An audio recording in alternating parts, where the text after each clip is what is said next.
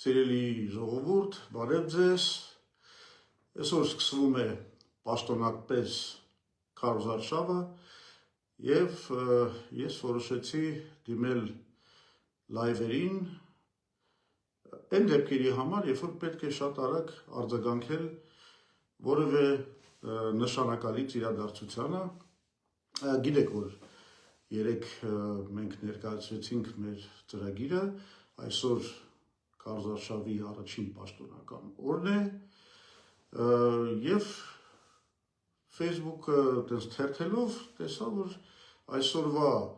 իր առաջին օրը Հայաստանի վարչապետ Նիկոլ Փաշինյանը սկսել է այցելելով Հայաստանի Հանրապետության նախագահ Վահագն Խաչատրյանին։ Կարող եք ասել, որ այստեղ ոչ մի այդպես վատ բան չկա, նորմալ է, վարչապետը զեկուցում է նախագահին պաշտոնական քարոզարշավի ընթացքի մասին, բայց խնդիրը մեկ այլ բանի մեջ էր։ Ուրեմն ես նայեցի ուշադիր այդ 8 րոպեն, մոտավորապես 8-9 րոպե է, եւ պարզվեց, որ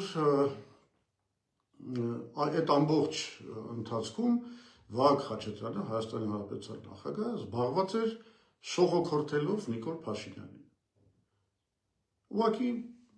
ինչ ասեմ, քծնելով,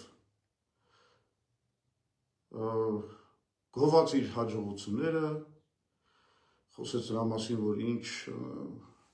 տեմպերով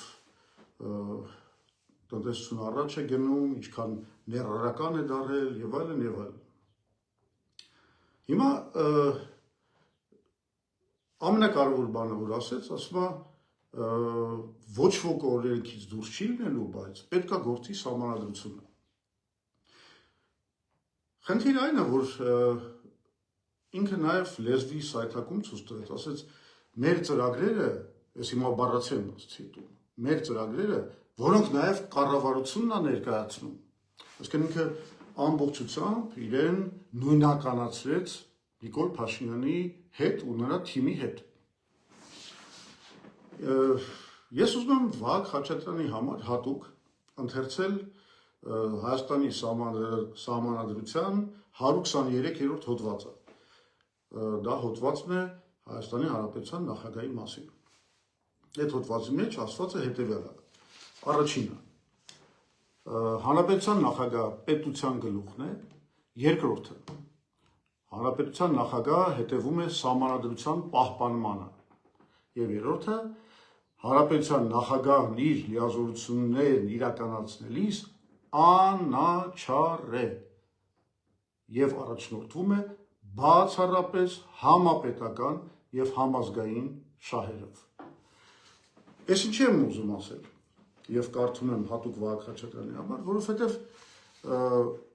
այս հանդիպումով եւ այս առաջի հենց սկսված այս քարոզչական օրով տեղի ունեցավ Հայաստանի Հանրապետության սահմանադրության խախտում։ Հայաստանի նախագահը անձամբ դարձավ Նիկոլ Փաշինյանի շտաբի անդամ ըստ էության։ Անձամբ տարավ նրա քարոզչությունը։ Դե հիմա ինչ եք ուզում, սկզբունքորեն էսա այսօրվա նիկոլական Հայաստանը եւ սա միայն, ասենք, նախագահի հարցը չի, այսօր բոլոր պետական մարմինները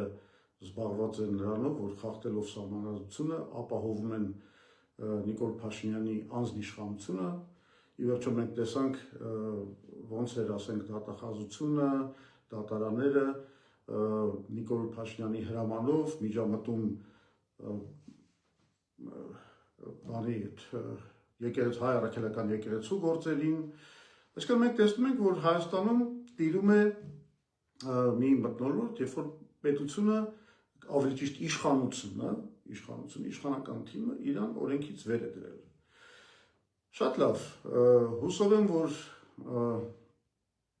Վահագն Խաչատրյանը այնուամենայնիվ կհասկանա իր սահմանադրական լիազորությունները, չնայած իհարկե շատ քիչ հույս կա, որովհետև երևում է, որ այդ մարդը լրիվ արդեն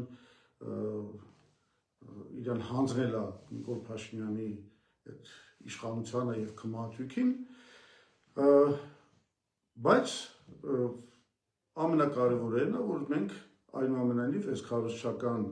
արշավի ժամանակ մեր ժողովրդին կներկայացնենք մեր ծրագիրը, մեր մոտեցումները եւ դրանցից ամենակարևորներից մեկը այն է, որ մենք խոստանում ենք ոչնչացնել